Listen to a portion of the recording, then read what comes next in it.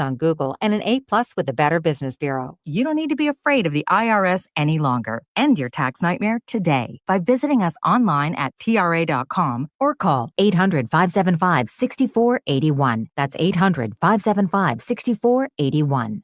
Tax Relief Advocates. Real solutions for real people. Traffic from the MichaelsFlooringOutlet.com Traffic Center. And we're sponsored this evening by Chesterfield Fence and Deck. The big story this afternoon is road work in the Metro East, and it's eastbound on 5570, just east of the Highway 64 merge. You lose 2 lanes there. What this has done is it's caused major backups through downtown St. Louis for drivers headed to the Metro East. Eastbound on Highway 64, you're on the brakes at Compton headed to the Poplar. Eastbound on Highway 44, you're slowing at Kings Highway, stop and go all the way up to 55. 55 northbound is heavy from 44 up to the Poplar as well. We're seeing delays crossing the Musial Veterans Bridge on eastbound Highway 70. Additional volume up in North County. Folks avoiding those delays headed eastbound on Highway 270. You're stop and go in a stretch from Bell Fountain headed up towards the Chain of Rocks Bridge. You lose a lane there due to road work, so it's a slow stretch through there. Also seeing delays down south, eastbound on Highway 255 into the Metro East. Could be an accident as well just before Route 3, but we are seeing stop-and-go delays there crossing the JB Bridge. Out of the city this afternoon, westbound 64, you're on the brakes west of Vanaventer out to McCausland, southbound 270, a heavy pocket now right at Olive down towards that road construction at Ladue. And you're still seeing some volume westbound on Highway 64 passing Winghaven, headed out towards Lake St. Louis. Chesterfield Fence and Deck is your premier provider of fences, decks, patios, sunrooms, and more. Call them for a free estimate today, now offering 20% off your next outdoor project. Chesterfield Fence and Deck, chesterfieldfence.com. I'm Frank Ladd on the MichaelsFlooringOutlet.com Traffic Center. News, traffic, and the latest on the Redbirds. This is the Redbird Rush Hour on KMOX.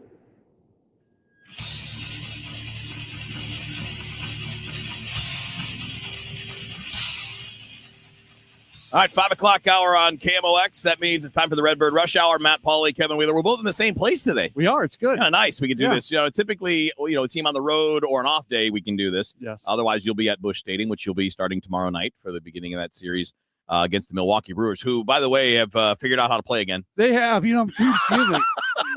They had that tough first series, and then after that, they've kind of been now. They've had a lot of one-sided losses. Yeah. When they lose, they lose badly. Yep. But they've certainly turned things around. So give credit to the stupid Brewers that they continue to do stupid things and just win stupid ball games. Yeah, look, they started off 0-4, and they're now 13-12. Yeah. 13-12 is not world beater or anything like that. And to be honest too, they haven't had the toughest schedule. Their schedule's been easier than the Cardinals' schedule. Right. They did have the Yankees, and they lost all of those. They did lose 2 out of 3 to Detroit, but Kansas City, Cincinnati, Colorado, Arizona's good, so I give them credit, but they lost 2 out of 3 there, too. Actually, they beat Detroit 2 out of 3. They're beating the Giants right now, 5-4 in the 8th. So if they do that, they split a 4-gamer in San Francisco against the Giants team that's had a nice start. Yeah, but they were off to an 0-4 start, and since then, if they win today, 14-8. So pretty good run. Yeah. And, look, before we get into specific Cardinal things, before we get into, we're going to talk about the rotation today. No more bullpen talk today, by the way. I mean, not that it's not worthy. We just did so much yesterday because it was justified yesterday. I don't think we can add on to the... No, I don't think there's anything to add today to what we did yesterday. So if you missed it, you know where to get it. You can podcast it. You can check it out on YouTube, whatever you want. I'm not trying to pat ourselves on the back, but I was proud of our conversation yesterday. Yeah. And I think that we covered all aspects of the bullpen in a very kind of intelligent manner. And so if you are really concerned about the bullpen, I encourage you to go listen back to either watch the video on archive or go to the podcast, whatever it might be. I'd also point out intelligent doesn't necessarily mean nice either. No. I get a little heated sometimes. Yeah. we were critical. But it's going to be logical. It's not going to be emotional. I'm not going to be like, fire someone. Because we're not children. Yeah. We're not having a tantrum in kindergarten where you just want to yell at somebody. You have to understand things, and even where you can be critical, just be critical on the basis of the facts and not on emotions. All right, so before we get into the rotation, which, by the way, has been really good for the last couple of weeks, by the way, 3rd best ERA in baseball for the last 2 weeks for the rotation. So that's good. Before we get to that, though, just a thing on the Brewers that, to me, the Brewers are the reason why Cardinals fans should be frustrated. Because the Brewers have problems, and they figure out solutions. Yes. They lose players, and they figure out solutions. And it's been going on for the last handful of years. Now, we don't know. This year, they could stink. We don't know. They're 1 game over 500, maybe 2 if they win today. But when I look up and I see what they're missing and who they've lost and who's not even pitching yet, like Brandon Woodruff's not really Brandon Woodruff, right? I mean, like they've just been losing players left and right, yet they're maintaining level of performance. That's what the Cardinals had been. Remember the Devil Magic players? Sure. I mean, people, when you were in Milwaukee, Brewers fans, I know, hated the Cardinals because 100%. Of the Devil Magic players, because somebody out of nowhere was going to come up and perform. And the Cardinals lost that somewhere in these last 4 or 5 years, and that's what it's one of the things they need back. Yeah, they took their Devil Magic to Milwaukee and left it there. So because Cubs fans hated it, Reds fans hated it, Pirates fans hated it, obviously Brewers fans hated it, and it's just for the last few years that the ready internal solutions to problems have not been there. So let me tell you this, and I think I've said this on the radio before. When I was there, something that was a very common thing is because the Brewers have a robust baseball, statistical information, data department. And there was so much collaboration between the on-field staff and the data folks. And, Craig Counsell could have an idea and he would be able to go to one of the data people and say, hey, I've got this idea, throw it into your computer and, figure out what you think. And the Cardinals have that to a certain extent. I'm not trying to be dismissive of the people who are in data and information and all that sort of thing. But I saw firsthand those two sides working shoulder to shoulder. And I think that's something the Cardinals can be better at. Yeah. And again, we know a lot of things are changing or in the process of changing now, and they will change completely with Chaim Bloom taking over next year. So we're not long change is underway. This is not a cry for action. Action is being taken. But it's the source of frustration, I think, for a lot of Cardinals fans. Go back not that long ago where you're having problems in the bullpen. What did you do? Well, you called up Carlos Martinez, who was a starter, but we're going to let him pitch in relief for a little bit. We're going to call up Lance Lynn, 2011. He's going to pitch in the bullpen, even though we see him as a starter for the long term. And they just don't and I don't just mean in April of this year. These last 2 or 3 years, that's just not been there. Right. And I think it's assessing problems and in a very in the most intelligent way possible, trying to address those problems. And I'm very excited about the fact that I think moving forward, the organization is going to be better at that. Yeah, and they're going to have to be because one of my overarching critique, I think the problems that we've seen, I'll just keep it to kind of like post-COVID. All right, I just see a lack of adaptability, and I don't know if it's the ability to adapt or the willingness to adapt that's the problem. I don't know which one it is. It's a chicken or the egg. I don't know if it's because they believe in a certain thing and don't want to change it, or if it's because for whatever reason there isn't a mechanism in place that will get them to move fast enough. Because it feels like we talk about things that are going wrong, and it takes a long time before we see any action on that subject when it comes to the movement on the roster or the way a player is used, whatever. Yeah, I don't know what the answer, and I think the fact that they sent Michael Ciani down, that was a good step forward. They've done the way Victor Scott making the roster out of spring training. Like they've done a bunch of things I think this year that maybe they wouldn't have done as much in previous years, and so it's already getting better. And the organization, by making these changes, they have openly admitted that they kind of lost their way. No, they have. They talked about it all winter. Sure. Yeah. So we're not like accusing them of things that they haven't talked about. No, but they're still too slow to act. Okay. I mean, are you learning the lessons from the past few years where, like last year, the lesson was you had a really bad bench that wasn't useful and you just stuck with it forever and you wouldn't adapt. This year, it's been a little bit more, right? I mean, it's the first month and a guy they love got sent down because they realized they needed to have some cover for Mason Wynn and for Brendan Donovan in the infield because of injury situations. Yeah, the bench is much better constructed this Absolutely. year. Yeah. 100%. And hopefully the readiness and willingness to adapt is going to be a part of it because, as I mentioned, the rotation for the last 2 weeks, and really ever since they started the six-man, really, has been awesome. It's the third best rotation in baseball by ERA. And if you look at fielding independent and all that, it's in the top 10. So it's not just one thing where they've been good at it. They're right there with the Mets and the Brewers, by the way, as the top ERAs in baseball in the last 2 weeks, which is a really good thing. But getting back to that topic of adaptability, I want to talk about Steven Matz. Now, we don't have a time to do it here in this second, but that's what we're going to talk about in a couple minutes with Steven Matz. Do we worry about what's best for the player and what the player wants? Do we worry more about what the team needs at the moment? Are we worrying more about what the team might need him to be as a trade piece in July? And I think a lot of this goes into that topic of adaptability, because right now you probably need Matz at the back end of your bullpen. But does that fit what the other goals are? That's going to be the question that we're going to dive into coming up next. That's Matt Pauley. I'm Kevin Wheeler. It's the Redbird Rush Hour on 104.1 KMOX. Traffic from the michaelsflooringoutlet.com traffic center. No new incidents, but we do have delays headed through downtown St. Louis. Eastbound on Highway 44, you're on the brakes headed towards Highway 55 and the merge. Those delays start at Kings.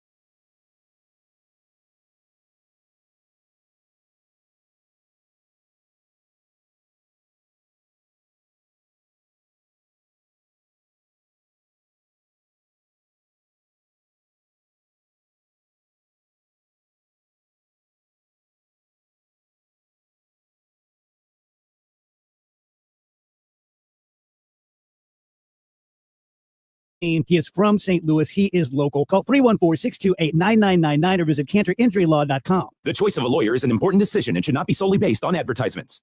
You're listening to the Redbird Rush Hour on 104.1 KMOX. All right, Matt Pauley, Kevin Wheeler with you on the Redbird Rush Hour on 104.1 KMOX. Let's get into the Steven Matz question, because obviously he's working out of the pen for now. The plan is for him to go back into the six-man rotation at some point. I think the way I put it was this before the break. I'm going to throw it at you. The team clearly needs him at the back end of the bullpen right now. Mm-hmm. He would be their best lefty in the pen. They need some more reliable people for the 6th, 7th, and 8th innings to get to Helsley. So there's that team need. But then there's also the player's desire. He signed here to be a starter. He wants to be a starter. He views himself as a starter. He'll be more valuable as a free agent next offseason as a starter. And also, by the way, maybe more valuable as a starter in the trade market later this year, depending on your circumstances. How do you do it? What do you value most, the present or essentially the future? And also, generally speaking, starters are more valuable than relief pitchers. 100%. And in a trade, he would be. Yeah, well, even just for your team. Yeah, Generally, starting pitching 100%. is more valuable to a team than relief pitching. Yep. The Cardinals are just in this very odd situation where they're getting really good starting pitching from the 5 guys in front of them, and the bullpen has been a liability at this point. So I feel bad for Steven because he's a really good guy who wants to help his team, but also wants to be a starting pitcher. And he just happens to be in a spot where he's essentially the 6th starter, and they're a team that doesn't have a whole lot of depth. So they're trying to be very careful with the way they're doing things. I think for the time being, him being in the bullpen probably makes the most sense for the team, knowing full well at some point injuries are going to hit and you're going to put him back into the rotation. Now, here's the question that I have, though, because when he's in the pen, they're using him as a long reliever. Sure. They need him as a late reliever. Yeah. I mean, that's what they need. They have guys that can pitch in low leverage. Right. They don't have enough guys that can get people out in the 7th and 8th inning when it's close. Look, I hate to keep invoking Milwaukee here, but I'm going to do it. When Josh Hader was first coming on, he was somebody who could go get you 6, 7, 8 outs. So that was the team that would have like Corey Knebel and Jeremy Jeffress on the team. But when those guys weren't available, they might bring Hader in the 7th inning and ask him to get the final 7 outs of the game. So it's not an apples to apples thing here, because you still have Ryan Helsley and he's going to be that 9th inning guy. But I do think there would be some value in, instead of Matz being the long guy when a starter doesn't go long, instead viewing him as a guy who you can maybe bring in the 6th inning of a game you're winning and can bridge you all the way to the 8th before Helsley. All right, some offensive talk coming up in a little bit. In fact, I'm going to start with that now. It's time for our Game Day Men's Health Peak Performer, and that's kind of in advance of the Milwaukee series. I've got my eye on Wilson Contreras. He's finally waking up. This past week, he's hitting .368, hit a home run. That OPS for the past week is .952. So hopefully Wilson Contreras is peaking at the time you need him to, because some other guys are starting to slow down, and we're going to talk about that coming up in a few minutes. So Wilson Contreras is today's Game Day Men's Health Peak Performer heading into the series against the Brewers this weekend. Now, speaking of Game Day Men's Health, go to GameDayMen'sHealth.com. I cannot say this enough. The best advice I can give anybody is if you don't feel right, whether it's while you're working out, walking around, whether it's in the bedroom, doesn't matter. If you don't feel right and you've gone to the doctor and you know things are normal, get help. Go to GameDayMen'sHealth.com. I was dragging, man. I get the heavy legs. Like when I'm 53. So there are times you're like, you're literally like dragging your butt, right? I got into Game Day Men's Health, 1-hour consultation. They do some blood work. You're working with medical professionals, and they tell you where they can help you.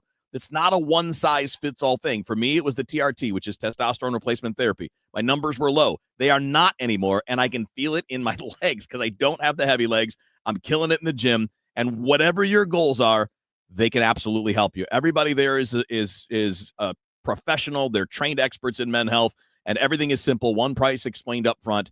That's it. So you've got Chesterfield, O'Fallon, Missouri, Glen Carbon, Illinois, and you can get back to the top of your game with Game Day Men's Health. You can find them at GameDayMen'sHealth.com. When you're hiring, have you ever felt like you're missing out on meeting truly great candidates for your roles? It seems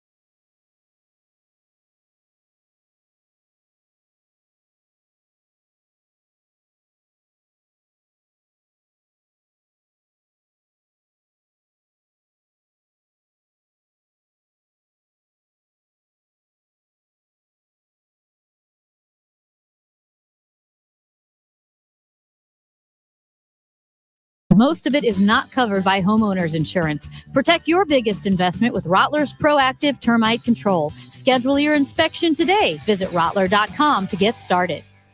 This is the Redbird Rush Hour on 104.1 KMOX.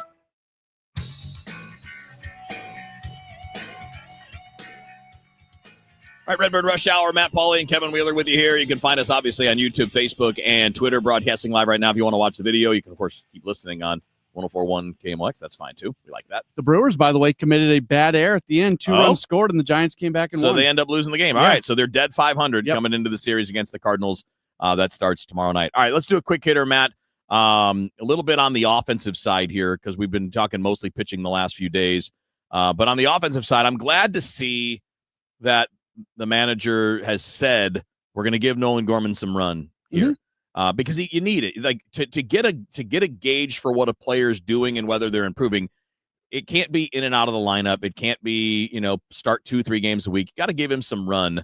And I know that probably comes at the expense of Alec Burleson, who they like, but he hasn't really taken the bull by the horns. He's had a lot of opportunities, and the Cardinals have one of the worst DH spots in the league. Bernie outlined that today in his article for Sports Hub.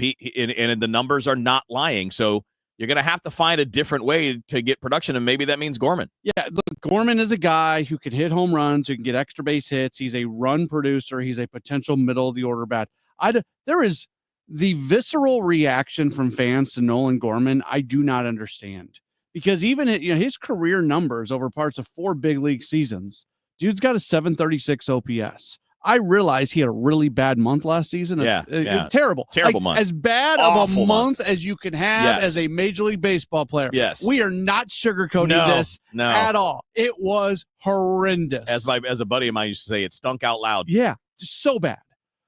Even with that month, which again, so many people are defining his entire being by that single month when he's a dude that's got over close to 1,100 at bats. And even with that month included, his numbers are respectable. And at its best, he's been really good. So when you've got the opportunity to have the middle of the order, 30 plus home run, close to 800 OPS kind of dude, you got to find out if you can get that or not. And maybe he's not that. Maybe he's not. Look, I think a guy that is comparable in terms of a lot of ways, defensively, skill set wise, a guy that's comparable physically is Max Muncy. Right now, we have to see if Gorman is going to be the consistent 30 homer guy that Muncy became. But Max Muncy was not even a major leaguer at age 24, let alone a guy that had 1,100 games played in the major leagues, 1,100 at bats in the major leagues by the time he was 24. He didn't really bloom until he was 27 or 28. So if he ends up being Max Muncy, that's fine. It's good. Yeah, that's a good player. Yeah. That's a really key player on the best team in baseball and has been for a number of years. So if that's what he ends up being, which is a low batting average, high strikeout, high power guy. Now, hopefully he can match some of the walks that Muncy gets because that's when Gorman's been at his best. When he's been good, he walks. When he's not, he swings too much. Yeah, I mean, the strikeout to walk, tiny sample size, 12 games, 40 at-bats this year, 39 at-bats, 12 strikeouts, 5 walks. You'd rather that strikeout to walk ratio be less than 2-1. Yeah, absolutely. All right, we're going to get into Jordan Walker coming up after a quick traffic hit with our buddy Frank Ladd.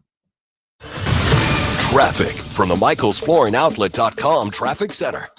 Well, all of the traffic issues are essentially folks are headed to the Metro East. We've got delays down south, eastbound on Highway 255, headed towards the JB Bridge. Those delays start at Telegraph due to an earlier crash that was near Route 3. So you're stop and go in that stretch across the JB. Also seeing pockets of volume crossing the Chain of Rocks Bridge up in North County, eastbound on Highway 270. The major issue is in the Metro East, eastbound on Highway 5570, just past the merge with Highway 64. You lose 2 lanes due to road construction eastbound 5570 right there near Exchange. So you're going to see delays now eastbound 5564 crossing the Poplar Street Bridge all the way up to the merge with Highway 70 and delays into St. Louis City as well. Eastbound on Highway 44. Stop and go now between Kings Highway and the 55 merge. 55 northbound is heavy as well from 44 headed up to the Poplar Street Bridge. Eastbound on Highway 64. Your stop and go from Compton headed to the Poplar as well. You've got that pocket of volume out of the city westbound on Highway 64 at the Science Center. Sluggish west of there out to McCaws and southbound 1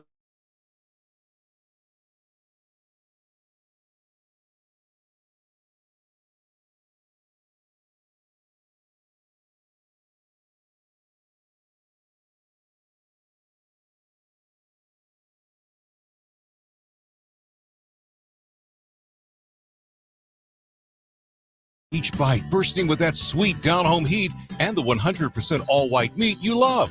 Get that and so much more at Jack in the Box. You're listening to the Redbird Rush Hour on 104.1 KMOX.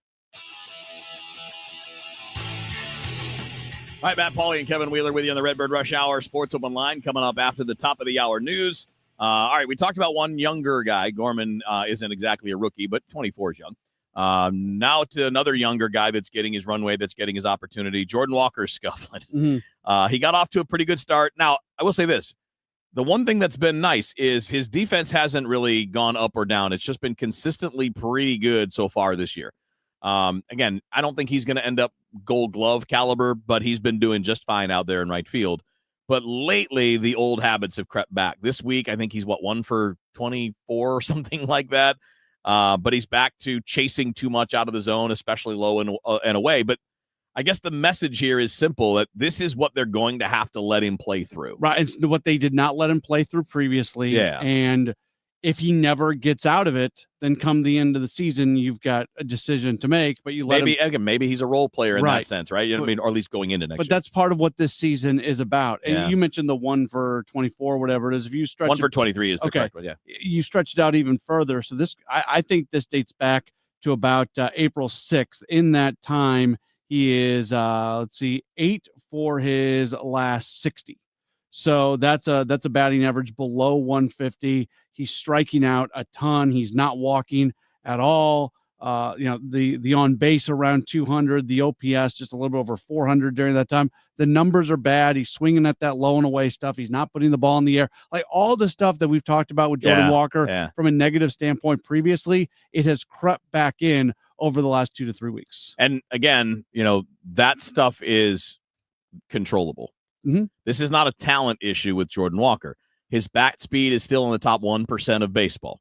His average exit velocity is still well above major league average. Yeah. He's actually, believe it or not, he's actually improved his launch angle.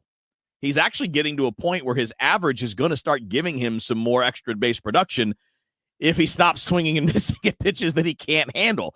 So this is such a basic thing because people hear me talk about, exit velo and bat speed. And I know that those things kind of cloud your mind and probably get you a little bit frustrated because it sounds like gobbledygook, but it's not.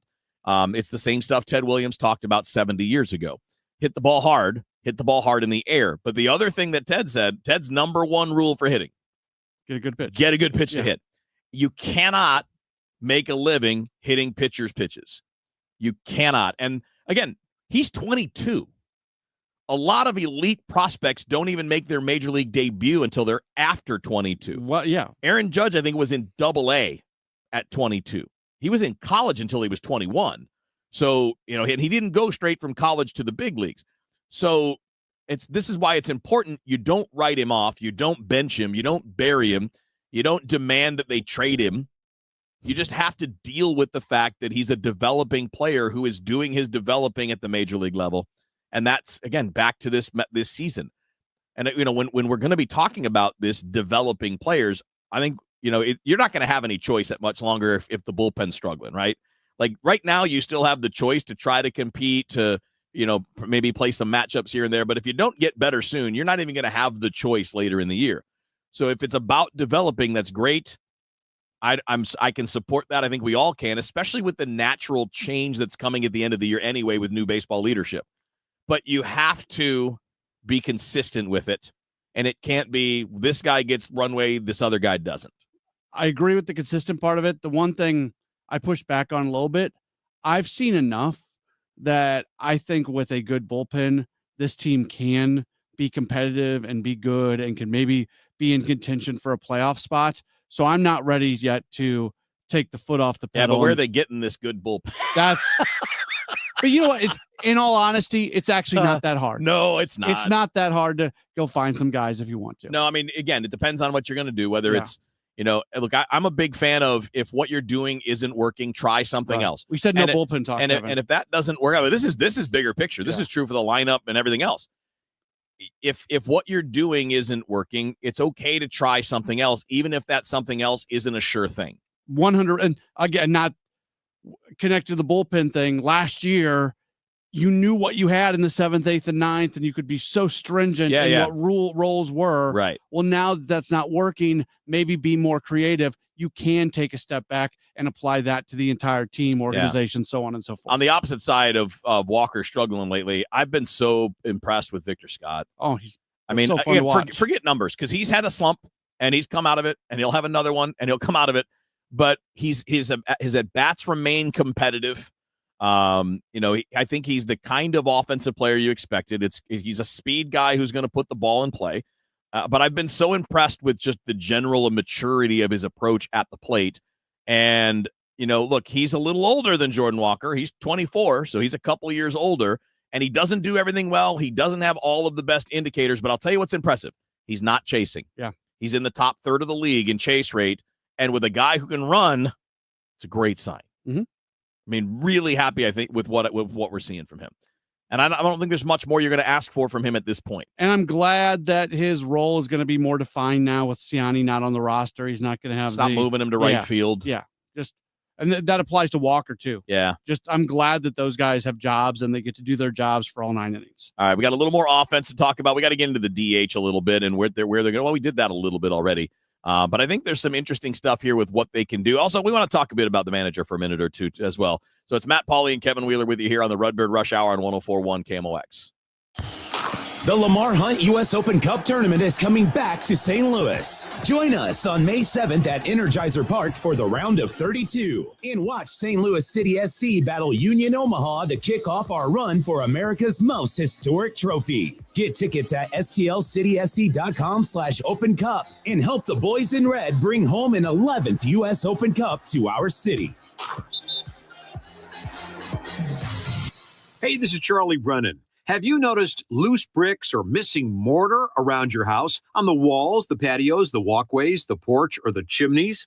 If so, you need to call Morelli Tuck Pointing. 314-645-1387. You might need one of two things: solid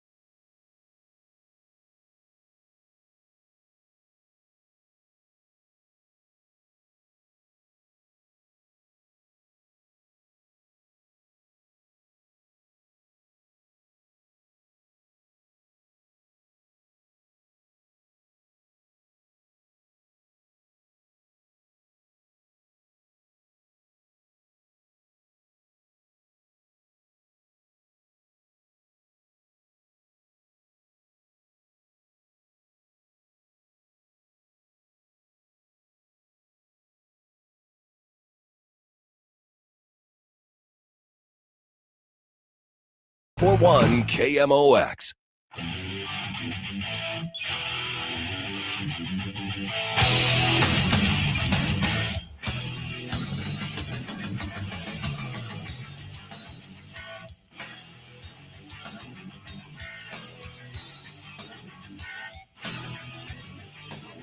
All right, you're back in on the Redbird Rush Hour. Matt Pauley, Kevin Wheeler with you here till the top of the hour. Matt, what do you got on Sports on the Line tonight? We'll continue the Cardinals talk, look ahead to the weekend, and we'll get into a few other things. We'll talk some Blues hockey. They played tonight. They got a big one tonight. They played tonight after Sports Open Line, so that's nice. Yeah, so we'll be able to preview you get home game. and watch it. Yeah, I'm looking forward to it. Yeah, they have to win today. Must win tonight. Yeah, no matter what Amy. Yeah, no matter what Amy says. Hockey Amy's wrong about this.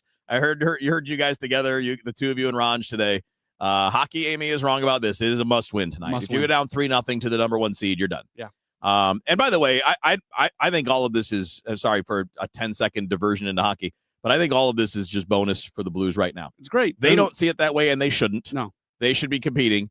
But for those of us on the outside, compare this team to where it was 2.5 months ago, and now look at what next year and the year after feel like after seeing this. Completely different. Completely change the direction of the organization with the way they've done things, and that's awesome. All right. Back to baseball. There are a couple offensive things I want to get to, but I wanted to go to this first because you brought it up before the show, and I think it's I think it's I guess important, but also I think just a frustrating thing to deal with in general is whenever things go wrong in sports, and I'm probably more the social media crowd than maybe the regular just attend a few games a year crowd. But can we all grow up a little bit and just stop with the fire whoever after every game? Yeah. They're not firing the manager in April. They're not firing Mo in his last year. And again, I understand the frustration, and the criticisms are fair and fine. 100%. We're logging the same criticisms. Yeah. But I know in my job, I've never felt like it was my position to call for jobs. I've never done it. I've been in the radio for 30 years. I don't go on the air and say, this guy has to be fired. I don't do it. I never did. When I did national radio, I didn't do it either. In part because there are things we don't know, like what's the mood of the locker room? What's the mood of the clubhouse? We don't know how that is. So, if you're losing a locker room, losing a clubhouse, well, then you probably had to go. Because if you lost them, you're not really, your authority's gone. Which Ali hasn't. No, and at least by any indication that we know of, that hasn't happened. If it happened, we don't know it. But it's also like the overly emotional and overly simplistic solution to a problem. I'm going to tell you guys that doesn't change anything right now.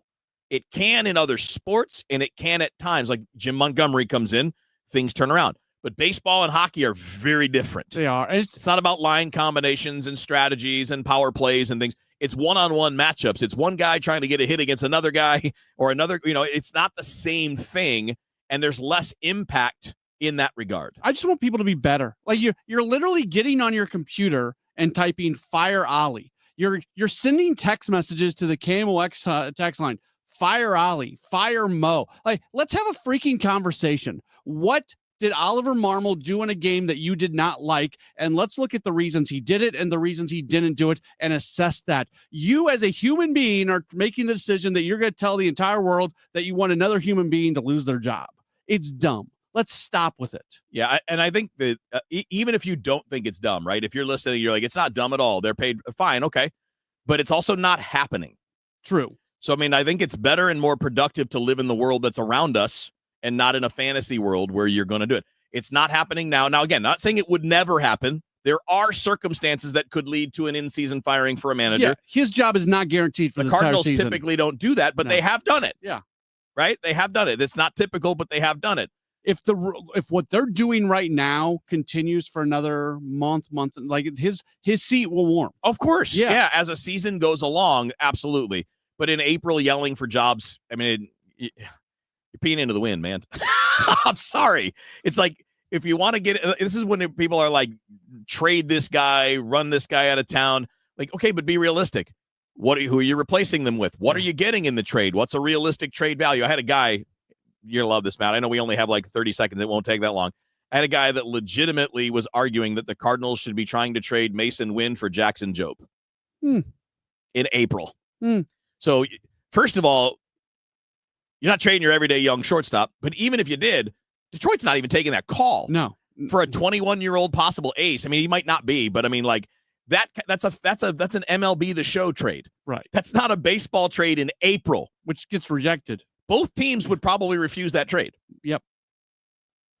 especially in April of one guy's rookie year and another guy's second year. Yeah, so let's live in reality and let's have conversations, real conversations. Which we're going to continue to do. Well, not we, you are going to continue to do on Sports Open Line. That's next. Have fun, buddy. All right. Sports Open Line next on KMOX. Hey, St. Louis, this is Ben Barnett, board certified master arborist with